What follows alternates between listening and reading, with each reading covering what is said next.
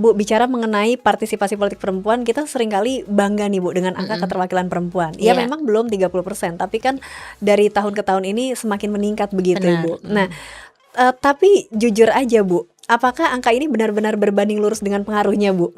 Iya.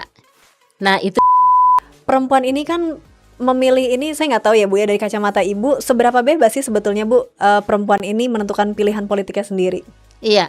Sebenarnya Apa namanya, di era digital ini perempuan punya kanal ya Bu ya. Artinya apa? Akses bersuaranya semakin besar begitu. Nah, tapi Bu di saat yang sama juga lebih rentan diserang ini Bu. benar. Nah, Iya. jadi ini sebetulnya kemajuan atau bentuk tantangan baru Ibu?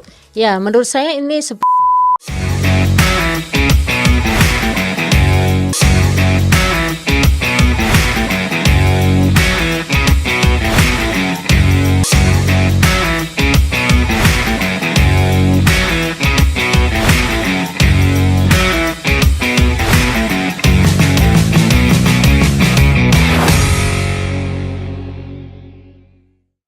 Halo teman pemilih, jumpa lagi bersama saya Nona Evita, host podcast KPWRI. Teman pemilih, saat ini kita sedang menyaksikan episode khusus, yaitu episode untuk memperingati Hari Kartini. Untuk itu saya ingin mengucapkan selamat Hari Kartini untuk teman pemilih yang sedang menyaksikan episode kali ini. Nah teman pemilih, bicara mengenai perayaan Hari Kartini, biasanya Hari Kartini itu dirayakan dengan penuh kebanggaan untuk merayakan kehadiran perempuan. Perempuan sudah bersekolah, perempuan sudah bekerja, bahkan perempuan juga sudah masuk ke ruang-ruang pengambilan keputusan begitu. Tapi pertanyaan besarnya teman pemilih, apakah perjalanannya sudah selesai atau justru ada bentuk tantangan yang berubah nih? Nah, oleh karena itu di studio podcast KPRI telah hadir narasumber tamu spesial kita pada edisi kali ini. Komisioner Komnas Perempuan, Ibu Katarina Pancer Istiani. Apa Ya, kabar Ibu? baik sekali Mbak. Saya selalu penuh syukur ya. Apa kabar para Teman Apa pemilih. kabar ya teman pemilih? Sapaan sayang kita teman pemilih ini Bu. Oh ya, baik ya. Baik. Semoga semangat selalu ya teman pemilih ya, khususnya teman pemilih yang perempuan ini Bu ya. Baik. Ibu lagi sibuk apa ini Bu di Komnas Perempuan? Ya, hari ini Mbak kita pas launching laporan tahunan ini.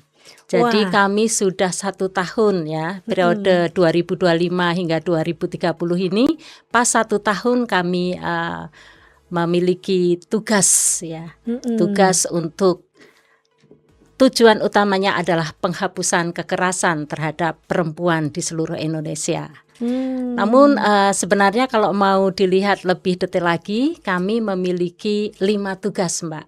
Apa aja tuh Bu? Ya, tugas yang pertama kami memberikan pencerahan, memberikan pengetahuan ya kepada masyarakat terkait bentuk-bentuk kekerasan dan bagaimana penanganannya. Jadi lebih ke penyebaran pengetahuan begitu ya. Kemudian yang kedua, kami juga memiliki tugas untuk melakukan analisis dan kajian. Jadi berbagai bentuk kekerasan terhadap perempuan itu kita kaji, kemudian harapannya nanti kajian ini bisa untuk memengaruhi pengambilan kebijakan. Kemudian yang ketiga, tentu saja kami menerima pengaduan ya. Nah, inilah pemantauan. Kami juga mencari fakta, mendokumentasikannya, dan tentu saja membuat penyikapan terhadap pelaporan atau pengaduan dari masyarakat. Dan kami akan merujuk ya, meneruskan untuk memberikan pemulihan atau penanganan lebih lanjut kepada kawan-kawan maupun mitra dalam pelayanan. Kemudian yang selanjutnya kami juga memiliki tugas Mbak untuk memberikan semacam saran kepada pemerintah eksekutif ya, legislatif maupun yudikatif. Tentu saja saran itu juga nantinya bisa bermuara pada perbaikan ya hukum dan kebijakan. Dan selanjutnya kami juga memiliki tugas untuk berjejaring ya, tentu saja di tingkat nasional maupun internasional. Jadi kalau dilihat bagaimana Komnas Perempuan aktivitasnya akhir-akhir ini, masing-masing kami ya setiap komisioner itu menjabat di subkomisi sebagai ketua. Jadi dalam hal ini saya sebagai ketua Resource Center, Mbak. Oh, Jadi baik, di Ibu. Resource Center ya Resource kami Center. melakukan kajian, itu ada terkait kekerasan berbasis gender online, kemudian ada terkait krisis iklim, juga terkait peta kekerasan yang ada. Dan juga kami di Resource Center itu hari ini meluncing website bahasa Inggris dan website terkait GIS. Jadi di situ ada berbagai macam web GIS yang kita develop, antara lain bagaimana perda yang diskriminatif, kemudian juga ada perda yang kondusif, ya tentu saja diskriminatif atau kondusif terkait dengan pemenuhan hak-hak perempuan, ya. Kemudian juga ada bagaimana kami mengawal rekomendasi yang kami kirimkan kepada para pihak, terutama di daerah-daerah. Begitu, Mbak. Wah, Jadi ini benar-benar padat berarti ya Bu ya? ya, itu yang saya sebutkan tadi di Resource Center ya. Kemudian kawan-kawan yang lain pendidikan itu ada APKS, Akademi Penghapusan Kekerasan Seksual. Kemudian kawan-kawan yang pemulihan juga melakukan bagaimana sistem pemulihan untuk korban kekerasan itu semakin hari semakin ditingkatkan begitu ya. Belum lagi yang pemantauan, Mbak. Pemantauan ini banyak sekali ya kasus-kasus yang dilaporkan kepada kami, yang diadukan kepada kami. Kalau di total itu kurang lebih sehari itu hampir 19-20 kasus begitu, Mbak. Ya, terus selanjutnya juga kawan-kawan yang untuk kegiatan lain adalah Parmas, partisipasi massa masyarakat ya. Dalam hal ini salah satu unggulannya adalah ketika di akhir tahun itu biasa ada 16 hari kampanye anti kekerasan terhadap perempuan, 16 HAKTP. Nah, ini juga kami berjejaring seluruh Indonesia dan melakukan kampanye-kampanye anti kekerasan itu, Mbak. Dari Sabang sampai Merauke ya. Kalau ada jaringannya kita selalu membuat kampanye itu. Dari waktu ke waktu sebenarnya cuma dikhususkan untuk 16 HAKTP itu hari yang semuanya bergerak begitu. Luar biasa Ibu. Bu, sebelum diskusi lebih jauh ini Bu, saya ingin mengawali dengan pertanyaan reflektif Bu. Kalau Raden Ajeng Kartini melihat Indonesia hari ini, menurut Ibu, beliau akan merasa kita sudah cukup maju atau justru masih jauh ini Bu? Oh ya, kalau Raden R.A. Kartini melihat realitas saat ini, ada sisi mungkin rasa leganya begitu ya, karena perempuan di Indonesia khususnya itu sudah mendapatkan hak untuk bisa sekolah misalnya ya, kan yang diperjuangkan pendidikan begitu. R.A. Kartini juga memperjuangkan bagaimana perempuan itu bersuara pada masanya ya, karena waktu itu situasi budaya dan sosial yang ada kan sangat membatasi perempuan.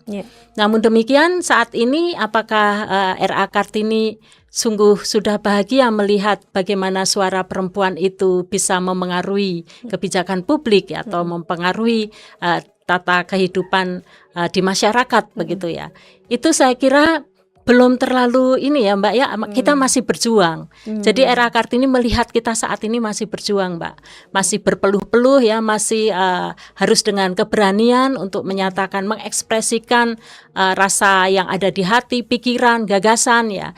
Itu masih perlu perjuangan karena realitasnya ada saja hal-hal yang membatasi, mengungkung perempuan supaya tidak menyampaikan gagasannya atau supaya bahkan tidak diperhitungkan begitu Mbak.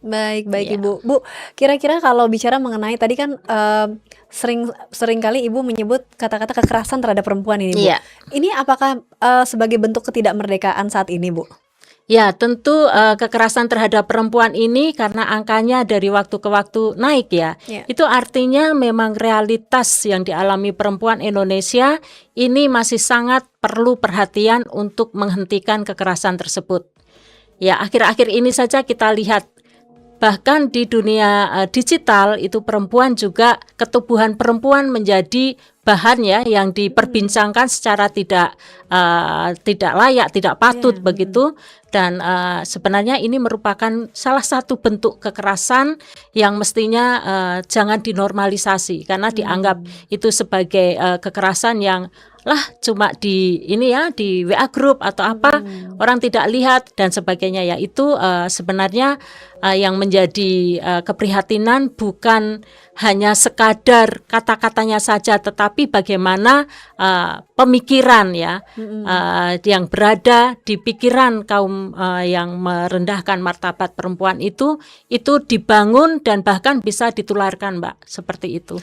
Baik, itu bisa nggak Bu, saya simpulkan bahwa hal-hal tersebut itu adalah sebetulnya bentuk ketidakmerdekaan perempuan yang sering kali tidak kita sadari itu, begitu Bu? Iya, benar sekali Mbak, bisa seperti itu. Dan sebenarnya kalau mau dilihat masih banyak bentuk-bentuk yang lain lagi, Mbak. Kekerasan misalnya seperti saya sendiri pernah mengalami berjalan di suatu tempat yang kemudian tiba-tiba ada laki yang kemudian memperlihatkan alat kelaminnya begitu ya. Waktu itu ya belum terlalu paham sekali bahwa ini merupakan kekerasan seksual begitu. Jadi saya karena terkejut, tetapi saya berusaha mengendalikan diri begitu ya. Nah, karena tidak ada siapa-siapapun di situ, ya kemudian saya hanya berlalu begitu saja. Mungkin kalau sekarang itu terjadi pada saya akan berbeda lain ya. Karena waktu itu saya juga masih SMA, Mbak, jadi belum tahu. Nah, ini kalau mau dilihat kekerasan itu di mana ada ruang hidup, sesungguhnya disitulah juga ada potensi kekerasan terhadap perempuan. Jadi bagaimana kita saling menjaga agar potensi-potensi itu bisa diminimalisir. Jadi kalau dilihat jangankan di dunia fisik ya, di kehidupan sehari-hari, itu juga di dunia digital itu dampaknya juga sama, Mbak. Orang bisa secara psikis sangat tertekan, kemudian bisa mengurung diri sendiri, bahkan ada juga yang saking malunya mau bunuh diri, Mbak.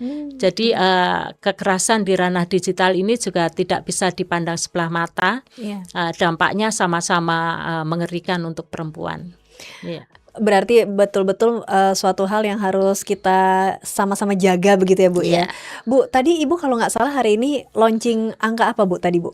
Ya, hari ini launching laporan. Laporan. Ya, laporan tahunan. Berbeda dengan launching catatan tahunan. Oh, beda. Ya, kalau catatan tahunan yang disingkat dengan Catahu, itu kita mengumpulkan data-data ya dari seluruh Indonesia, dari kawan-kawan lembaga layanan kita, dari juga lembaga-lembaga lain misalnya kayak pengadilan begitu ya, dan juga kepolisian, rumah sakit. Nah, itu data agregat Indonesia ya. Itu dilaporkan ketika launching Catahu yang biasa di launching pada hari perempuan internasional ya, tanggal 8 Maret. Dan kalau yang laporan tahunan ini merupakan mandat, maksud saya merupakan kewajiban kami untuk melaporkan kepada Presiden setiap tahunnya. Dan tadi saya sampaikan sudah 1 tahun, makanya kami membuat laporan. Baik Ibu. Bu, bicara kalau sekarang kita akan mengaitkan partisipasi politik perempuan ini Bu. Baik. Bu, bicara mengenai partisipasi politik perempuan, kita seringkali bangga nih Bu dengan angka keterwakilan perempuan. Ya memang belum 30%, tapi kan dari tahun ke tahun ini semakin meningkat begitu Bu. Nah, tapi jujur aja Bu, apakah angka ini benar-benar berbanding lurus dengan pengaruhnya Bu? Iya. Nah, itu dia Mbak, kalau melihat angka yang naik, bahkan di tahun 2024 ini kalau nggak salah 21,9% ya, ini angka tertinggi dari sejarah bagaimana perempuan terpilih di DPR RI begitu ya. Nah, ini menurut saya boleh dan itu sangat baik perempuan mendapatkan keterwakilan, dapat menduduki di kursi DPR RI. Namun demikian kita juga harus sama-sama memastikan ya, mengawal bahwa perempuan yang terpilih ini juga memiliki suara yang didengar. Nah ini, kalau mau dilihat apakah semuanya suaranya didengar, nah ini juga kita semuanya yang baik perempuan maupun laki-laki seharusnya mensupport Ya, karena kalau dilihat afirmatif ya, itu sudah berapa tahun, 23 tahunan ya Mbak ya. Itu kebanyakan suara yang maksud saya perempuan yang turut andil dalam pesta demokrasi itu, kita semuanya tahu bahwa tidak semuanya karena memang panggilan dari hati sendiri dan kemudian mendapatkan kesempatan untuk memang benar-benar berpengaruh begitu ya.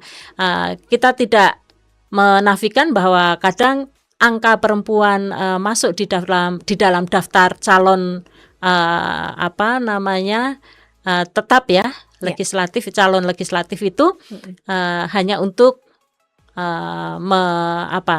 menggenapi dari aturan Formalitas kuota, saja, Bu. iya, sebagian formalitas. Namun saya kira kalau yang terpilih, ini juga yang terpilih itu artinya mereka perempuan ini memiliki daya tawar politik yang baik ya, karena buktinya terpilih begitu. Tetapi apakah benar ketika mereka bersuara itu benar-benar bisa didengarkan? Nah, ini yang seharusnya kita memiliki semangat yang sama untuk melihat apakah gagasannya, kemudian apakah yang memang menjadi targetnya. Ini sama-sama kalau memang sesuai dengan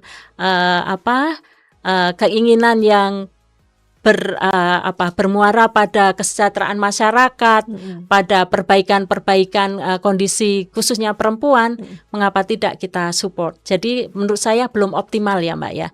Oleh karena itu kita semuanya masih perlu untuk melihat, bukan dalam arti memeriksa secara individual ya, tetapi bagaimana apa yang menjadi pemikiran mereka itu bisa benar-benar bisa diaplikasikan atau benar-benar bisa diwujud nyatakan dalam kehidupan masyarakat begitu Mbak. Baik Ibu, jadi memang sebetulnya ini sama-sama sulit ya Bu ya, membawa perempuan masuk ke dalam sistem politik dan juga memastikan suara mereka benar-benar didengar setelah terpilih begitu ya Bu ya.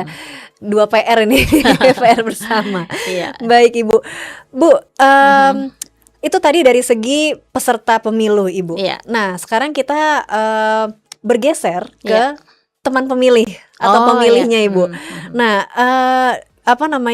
kalau misalnya kita lihat Bu, perempuan ini kan memilih ini, saya nggak tahu ya Bu ya, dari kacamata Ibu seberapa bebas sih sebetulnya Bu perempuan ini menentukan pilihan politiknya sendiri? Iya, sebenarnya secara ini aturan kan kita memiliki kebebasan yang sama dengan laki-laki atau gender lainnya ya. Kita sama memiliki satu suara yang sama. Namun demikian ya pengaruh karena di dalam masyarakat kita terkadang masih melihat perempuan itu harus kita atur begitu ya, supaya bisa mengegolkan nama tertentu begitu ya. Itu masih saja sebagian pemilih itu dipengaruhi oleh relasi kuasa yang timpang. Jadi dia masih harus memilih dikarenakan suaminya mendukung tertentu ya, calon tertentu begitu. Nah, itu saya kira di sebagian masyarakat kita kebebasan itu belum sepenuhnya, Mbak. Bukan hanya itu, mungkin juga saat pemilih itu kan saat pemilihan Bu atau pemilu begitu ya, itu kan jam-jamnya kan jam-jam ibu-ibu sibuk begitu Bu. Iya kan. Nah bisa jadi kan ibaratnya di rumah aja, ibaratnya masak aja kan, bisa jadi ya Bu ya. Bisa jadi. Jadi soal waktu juga meskipun sudah diatur ya supaya bisa pagi hingga siang, namun demikian juga tidak sedikit perempuan yang memang di jam-jam itu tidak bisa meninggalkan pekerjaannya. Karena apa? Karena ya itu sudah semacam dibagi pekerjaannya ya, supaya jam-jam tertentu atau jam rentang waktu itu perempuan memang kemudian memiliki beban ganda ya, beban yang terus dia pikul sehingga seperti tidak sempat untuk melakukan pencoblosan begitu Mbak. Luar biasa Ibu. Jadi ini masih banyak PR yang harus dibenahi sebetulnya Ibu ya.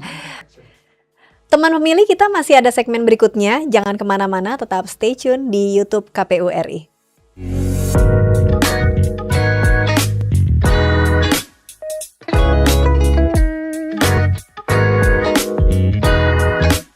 Teman pemilih, kembali lagi dalam podcast KPU RI episode khusus, episode spesial Hari Kartini. Dan di sini kita sudah hadir narasumber, masih bersama saya Ibu Katerina. Iya. Siap. Ibu, tadi di segmen 1 kita sudah berbicara mengenai partisipasi perempuan begitu ya Bu ya, Iya. atau peran perempuan dari sudut pandang peserta pemilu dan juga sudut pandang pemilih begitu, dan secara gambaran umum begitu ya Bu ya. Iya. Nah, sekarang penyelenggara Bu. Iya. Nah, apa komentar Ibu tentang peran perempuan? Kira-kira perempuan ini bisa berperan juga nggak sih sebagai penyelenggara? Perannya di mana itu Bu? Iya, tentu ya, penyelenggara pemilu untuk perempuan ini sangat bisa, kan juga ada afirmasinya ya, Ya. harusnya 30% begitu ya. Namun kan realitasnya kita lihat, saya pernah melihat bagaimana kabupaten-kabupaten yang ada di Kalimantan Barat itu penyelenggaranya baik KPU maupun Bawaslu itu 100% laki-laki begitu. Nah, ini dia. Jadi saya kira dari sisi jumlah itu juga misalnya dari 5 komisioner itu hanya 1 paling. Hampir jarang sekali yang 2 begitu. Padahal seharusnya kalau 5 komisioner setidaknya perempuannya 2 begitu. Tetapi realitasnya misalnya kayak di Kalimantan Barat, baik KPU maupun Bawaslu-nya hanya 1 ya masing-masing. Tetapi itu saya kira juga lebih beruntung, meskipun dalam arti itu sebenarnya masih kurang dibandingkan di daerah-daerah yang kelima-limanya laki-laki semua. Nah, ini kan kalau penyelenggaranya tidak ada yang perempuan, ini kan tentu saja kemudian inklusivitas yang ada dan mungkin hal-hal yang harus diambil yang memerlukan pemikiran, gagasan dari perempuan sehingga tidak terjadi ya. Karena saya kira pemilu ini bukan hanya soal isu bagaimana demokrasi itu dilangsungkan, tapi juga bagaimana memberikan kesempatan ya kepada perempuan untuk turut berkiprah sebagai penyelenggara pemilu. Dan mungkin juga di masyarakat kan taunya sebagai pemilih atau peserta begitu Bu. Iya. Tapi masyarakat juga perlu tahu nih bahwa ada ibaratnya skup baru begitu ya Bu ya, atau bukan skup baru ibaratnya, skup yang harus diisi begitu, yaitu sebagai penyelenggara pemilu. Baik secara ad hoc ya Bu ya, maupun di tingkat kabupaten, kota maupun provinsi dan RI juga begitu ya Bu ya. Ya, begitu juga di RI. Iya. Baik Bu, kita sekarang bergeser nih Bu. Tadi kan kita sudah bicara mengenai peran perempuan. Sekarang kita lebih spesifikkan lagi peran perempuan di ranah digital Bu. Nah, jadi kalau kita lihat sekarang mungkin di era digital ini perempuan punya kanal ya Bu ya. Artinya apa? Akses bersuaranya semakin besar begitu. Nah, tapi Bu di saat yang sama juga lebih rentan diserang ini Bu. Benar. Nah, jadi ini sebetulnya kemajuan atau bentuk tantangan baru Ibu? Ya, menurut saya ini sebuah tantangan juga. Jadi sebenarnya kalau siapapun boleh ya mengekspresikan diri dengan punya kanal ataupun punya akun-akun tertentu di medsos begitu ya. Itu perempuan manapun juga laki-laki manapun bisa ya berhak membuat kanal atau akun yang dia maui begitu. Namun realitasnya tidak sedikit perempuan yang memiliki kanal terutama yang berkaitan dengan politik itu justru mendapatkan serangan-serangan. Misalnya kayak Black Campaign ya. Itu tentu saja merugikan ya. Itu bukan hanya sekedar membuat citra buruk, tetapi terkadang pembunuhan karakter juga Mbak. Sehingga ketika dia mau berkiprah di politik dapat hambatan-hambatan, dapat pandangan-pandangan yang negatif begitu ya. Jadi itu sangat tidak memihak kepada perempuan, dan perempuan kemudian mendapatkan halangan-halangan untuk lebih maju atau lebih berani. Dan tidak sedikit dampaknya kemudian yang menarik diri Mbak dari ranah digital ini, karena merasa terancam, merasa sudah dipermalukan begitu ya, sehingga memiliki kecenderungan untuk menarik diri Mbak. Jadi apa masukan kira-kira Bu dari Komnas Perempuan supaya ruang digital ini menjadi ruang yang aman untuk berpendapat bagi perempuan Ibu? Ya, tentu Komnas Perempuan sangat memiliki ini juga ya konsen supaya perempuan ini mendapatkan haknya juga dalam bidang politik begitu ya. Jadi bersama-sama dengan kawan-kawan yang lain yang memiliki konsen untuk hak perempuan di ranah digital, ini tentu saja kawan-kawan dari CSO ya, kami sangat menghimbau supaya perempuan tetap berani memperjuangkan apa yang diyakini benar ya, terutama melalui jalur politik. Nah, silakan untuk berkiprah begitu ya. Tentu saja kita ingin supaya ruang digital ini juga merupakan ruang aman.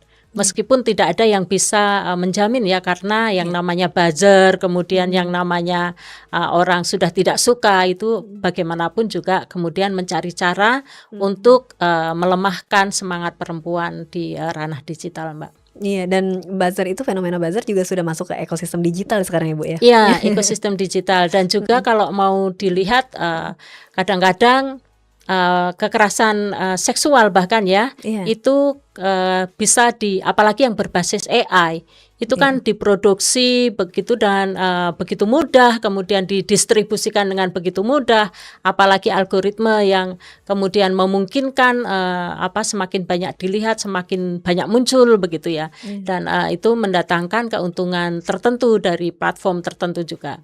Baik Ibu.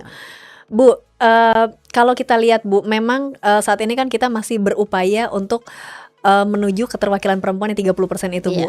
Baik itu di penyelenggara maupun di peserta begitu ya Bu ya. Nah, artinya kita kan masih harus dealing ini Bu dengan pengambil kebijakan yang didominasi oleh laki-laki sebetulnya seperti itu. Nah, ada nggak Bu kira-kira one word two words begitu untuk para pengambil kebijakan supaya kebijakan yang lahir ini adalah kebijakan yang melindungi perempuan, Ibu? Ya, tentu saja dari sisi undang-undang kan sudah ada ya yang menyatakan dari undang-undang pemilu itu bahwa perempuan mendapatkan semacam kuota begitu, afirmasi 30%.